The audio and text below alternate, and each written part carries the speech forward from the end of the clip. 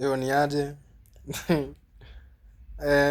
Leo niko hapa kwa niaba ya kubrief the fans of Manchester City, mimi nikiwa hapo ndani. Hii season nayo tunafaa kujua tutalimwa. Juu one, midfield tushabomoa. Mnafikiria nani atajenga? Nani yako hapo classic mwenye anaweza jenga hiyo midfield yenye haivujiki?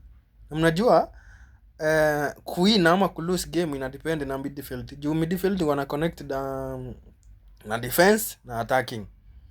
So hebu niambie, hiyo midfield ya Manchester City can it be compared to our Champions League winners, like those contenders au wenye tunajuanga ni big five, those clubs?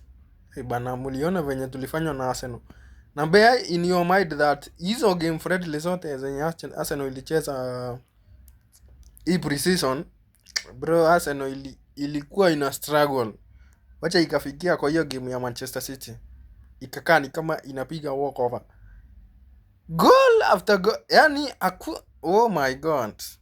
It is the high time tutapea tu Enzo Maresca time ya kurebuild. Msimpea pressure, msikuwa na high expectations.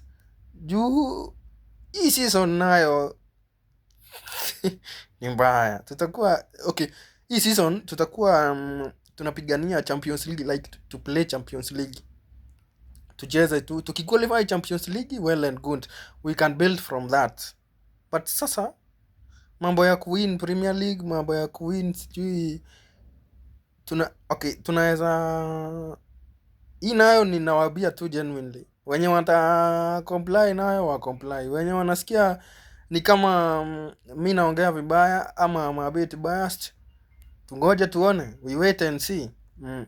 Sisi tunaweza win kama hii Carabao, FA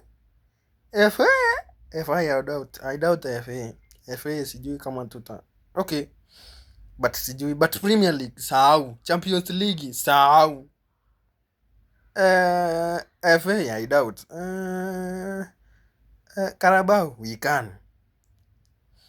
So hivyo ndo tutangangana hii season nayo. Hii ni season ya kungangana. Juu you see, tusha break kila kitu, we are rebuilding. But kama ulikuwa fan wa Manchester City, usitoroke, be with Manchester City kwa thin and thick. Mimi sasa mimi mwenyewe nitakuwa hapo, but sitakuwa na expectation na we have to win every game. No, I can't lie to you. We will be winning the way we've been used to winning, but we will see. Anyway, thank you.